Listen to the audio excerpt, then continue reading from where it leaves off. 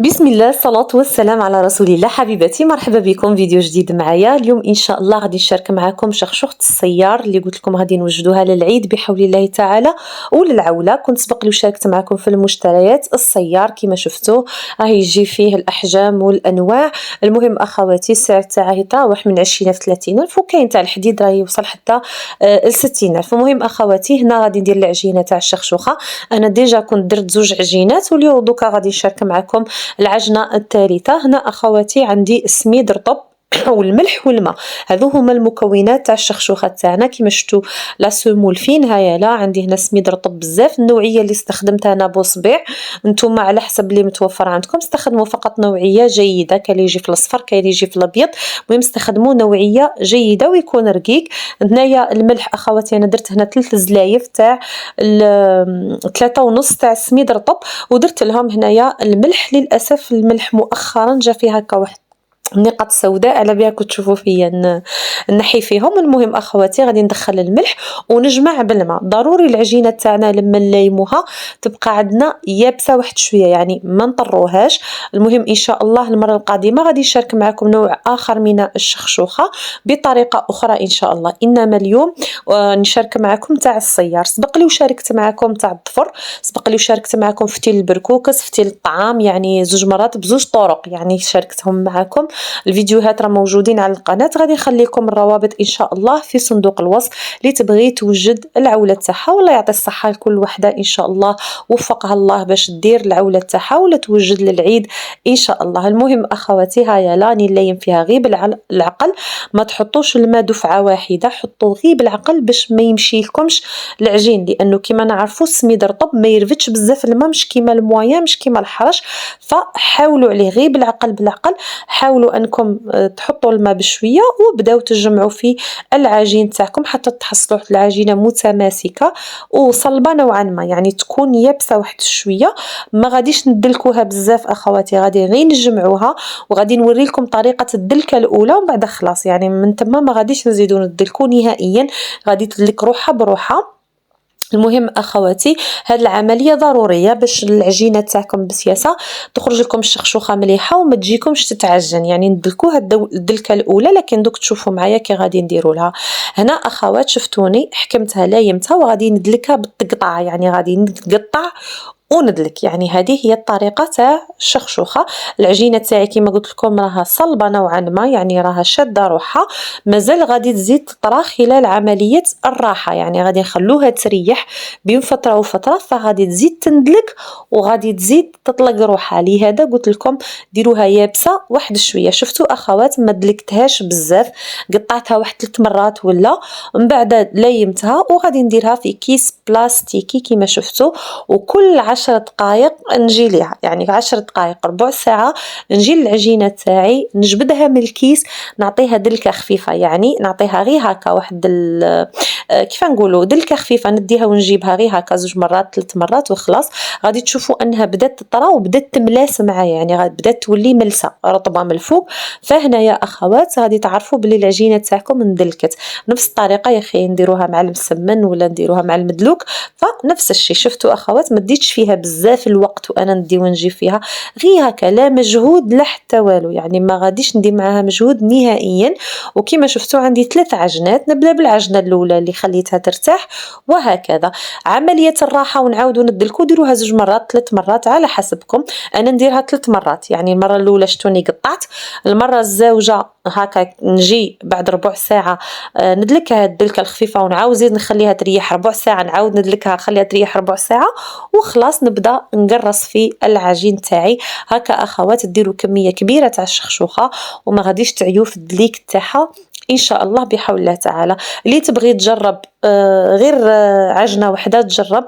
بالنسبه لي اخواتي هادو 5 كيلو تاع السميد اللي خدمتهم، هادو تقريبا 5 كيلو تاع السميد. هنايا هي اللي قسمتها على 3 عجنات كما شفتوا معايا.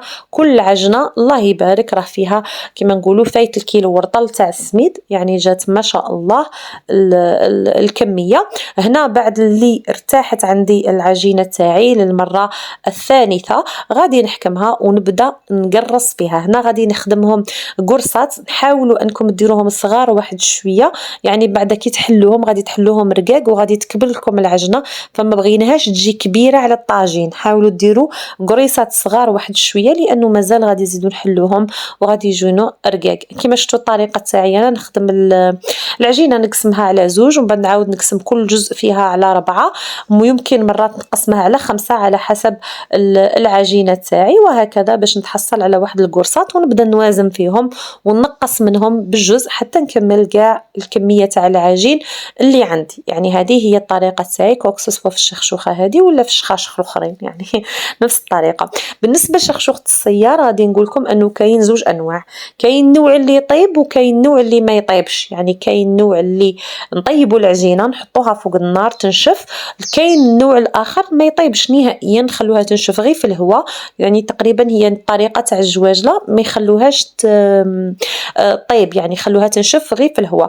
انما تعميله يطيبوها فوق النار، يعني يحطوها فوق الطاجين يطيبوها واحد شويه ومن بعد عاده يبداو يصيروا فيها. انما قلت لكم الطريقه الاخرى وهي طريقه اسهل من هذه، انكم تقرصوا العجينه تحلوها رقيق، يحلوها حتى في الماشينه تاع البقلاوه، تقدروا تحلوها في الماشينه تاع البقلاوه في الرقم 7، يعني ديروها رقيقه تقطعوها وتحطوها فوق كشيزار هكا ولا درا ولا وتعرضوها للهواء حتى تيبس عندكم تولي يعني صلبه، تروحوا تجيبوها وتصيروها في الصيار. يعني هذه طريقه ايضا تاع شخشوخه الصيار. شوالا قلت لكم ما تجيش طايبه، ربما ان شاء الله في يوم من الايام نشاركها معكم هي تاني، لكن اليوم غادي نشارك معكم هذه الطريقه. يعني الطرق تاعهم نفسهم، يعني نفس العجينه، شوالا تختلف في السمك تاعهم، طريقه الطياب تاعهم وطريقه التشخشيخ، يعني كل واحد كيف يشخشخها. كاين اللي يشخشخها رقيقه، كاين اللي يشخشخها غليظه، العجينه تكون غليظه رقيقه، كاين اللي يشخشخها بالضفر، كاين اللي يشخشخها بالموس، كاين اللي يشخشخها بالصباع يعني بالابهام بين السبابه والابهام، وكاين اللي يديرها في الصيار، وكل واحد الطريقه تاعه. انما الشخشوخه كاع تاع بلادنا ما شاء الله لا يعلى عليها، كلهم رائعين وكلهم بنان، يعني ما شاء الله في كل الاتجاهات. يعني وين تروحوا تلقاو شخشوخه بسم الله ما شاء الله. كما شفتوا اخواتي بعد اللي قرصت العجين تاعي خليته يريح هو تاني بعض الوقت، غادي نجي هنايا ونجيب المايزينا كما شفتوا اخواتي بالنشا، نحكم زوج قرصات نغبرهم غايه الغايه بالنشا، ومن بعد نحط واحده فوق واحده هكا باش نحل زوج دفعه واحده، نحلهم وندير بيناتهم نشا هكا باش ما يلصقوليش على بعضياتهم، لانه غادي نحلهم رقاق. حاولوا انكم ترقوهم قدر المستطاع. كما نعرفوا شخشوخه السيار تجي رقيقه، يعني تجي خفيفه هكا مهويه ما شاء الله عليها. المهم اخواتي تجي رائعه، وكاين وحده اخف منها ان شاء الله غادي نشارككم واحد الشخشوخه خفيفه قد ما تاكلوا منها ما تشبعوش في الايام القادمه ان شاء الله نشاركها معكم. هنا اخوات راني نحكم في العجينه تاعي كما شفتوا غير بالعقل، راني نبطئ لكم شويه لا فيديو باش تشوفوا الاخر. نحاول نركز على الحواشي، يعني على الحواف كما شفتوني هكا واحده فوق واحده، ونحل هكا زوج مع بعضياتهم حتى نكمل كاع العجنه اللي عندي. بعد اللي شفتوا حليتها رقيقه حطيتها ديريكت فوق الطاجين تاعي تاع الحديد اللي كنت مسخنه عليه من قبل، على درجه كما حنا نقولوا النار تكون ضعيفه، ما تقووش النار اخواتي باش ما تشلفط لكمش العجينه تاعكم ولا الاخر. هاد الشلافط كاين اللي ما يبغيهمش اخواتي، هاد اللون البني كاين اللي ما يبغيهش في الشخشوخه يخلوها بيضه فقط. المهم اخواتي انا الخبزه الاولى دارت لي الشلافط، ومن بعد الاخرين صاي ما ولاتش نخليها ديرهم لي، ومن بعد وهي سخونه يعني وهي ساخنه تفوتوها بالسيار في السيار بهذه الطريقه، يعني تبداو تحكوا فيها هكاك شغل بشكل دائري، تجيبوا من اليمين لليسار ولا من اليسار لليمين يعني على حسبكم. مهم هكاك شغل هكا تدوروا يعني تحكوا وتدوروا فوق السيار تاعكم حتى تخرج لكم الشخشوخه من الاسفل. كما قلت لكم اخواتي ضروري تكون العجينه سخونه حاميه باش هكا تخرج معكم من السيار. انما الشخشوخه الاخرى اللي قلت لكم هي نفسها تاع السيار شواله تاع منطقه جيجل ما يطيبوهاش نهائيا، قلت لكم يحلوها كيما نحلوا الرشته، كيما نحلوا العجينه تاع البقلاوه رقيقه ويخلوها فوق الريدو كيما الرشته هكا تنشف، شواله تنشف اكثر من الرشته يعني تيبس، ومن بعد يفوتوها في السيار يتحصلوا على واحد الرقائق كيما الكورن فليكس هكا، هادو شواله قمح قمح فليكس. المهم اخواتي غادي يخرجوا لكم كيما هكا واحد الرقائق. هادو هذه هي الشخشوخة تاعنا، يعني هذه هي الشخشوخة نتحصلوا عليها. هنا كاين زوج طرق للاحتفاظ بها، بغيتو تيبسوها كيما أنا غادي ندير، غادي نيبسها لأنه هذه كيما قلت لكم منها للعيد منها للعولة. إذا كنتو باغي تاكلوها خلال أيام خلال أشهر شهر يعني شهرين فتقدو تجمدوها، يعني تصيروها تحطوها في الأكياس تاع التجميد وتجمدوها الوقت اللي تحتاجوها تجبدوها، ديروا لها شوية تاع الزيت وتفوروها، يعني غير زوج فورات تبخوها بالماء وتفوروها وديروا لها المرقة تاعها تكون واجدة عندكم.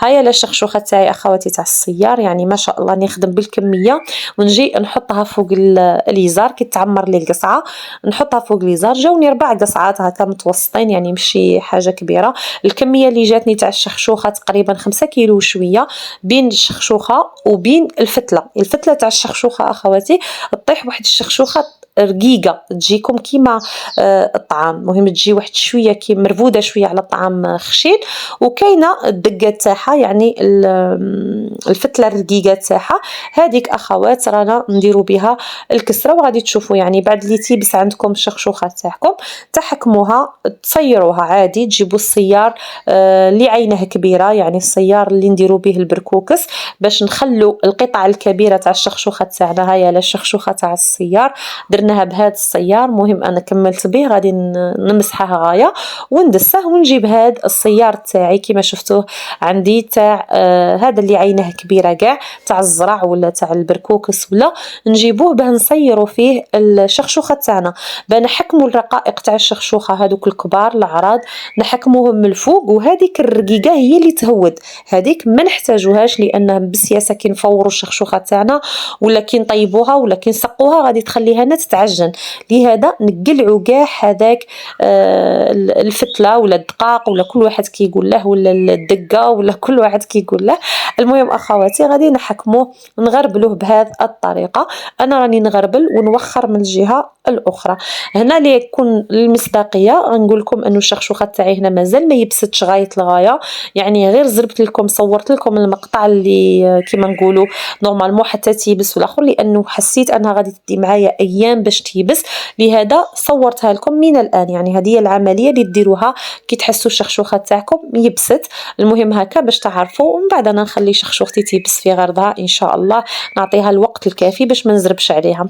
هيا لا اخواتي الشخشوخه تاعي بعد اللي صيرتها بالصيار الاول كيما نقولوا الصيار الغليظ، غادي نعاود ندير واحد التصييره خفيفه من بعد بصيار واحد اخر ارق منه، يعني رقيق عليه، يعني هذاك الصيار تاع الطعام للرفاد كيما نقولوا باش نفصلوا هذا الشخشوخه هذه.